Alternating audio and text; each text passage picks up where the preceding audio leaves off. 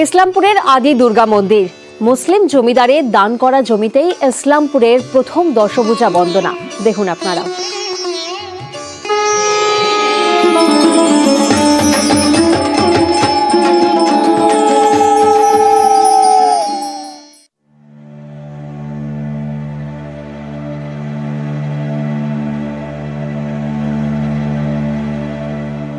ইসলামপুরের জমিদার ছিলেন চৌধুরী মোহাম্মদ ইউসুফ।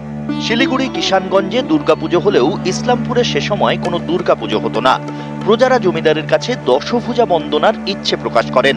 প্রজাদের ইচ্ছেতেই পুজোর জন্য 10 কাঠা জমি দান করেন জমিদার চৌধুরী মোহাম্মদ ইউসুফ। সেই জমিতেই পুজোর উদ্বোধন।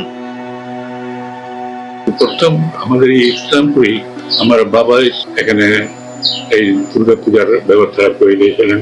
বলে দিলেন যেটা দুর্গাপূজা বরাবরই এখানেই হবে। তো উনি ওখানে 10 কাঠা জমি দিয়েছিলেন। প্রথম 1930 সালে পাটকাঠির বেড়া দিয়ে ঘট পুজো দিয়ে শুরু হয় দুর্গা বন্দনা। পরে বিহারের কিষানগঞ্জ থেকে প্রতিমা আনা হতো, আর সেই প্রতিমাতেই উমা বন্দনা।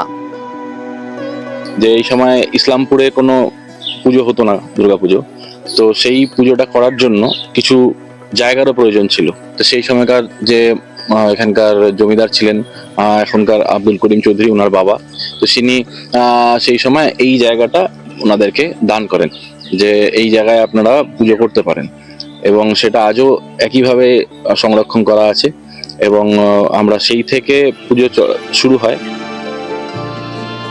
ইসলামপুরের আদি দুর্গা মন্দিরের পুজো মানেই ইতিহাসের স্মৃতি। পুজোর ঢাকে উৎসব আর সম্প্রীতির সুর। ইসলামপুর থেকে চঞ্চল মোদক, নিউজ 18 বাংলা।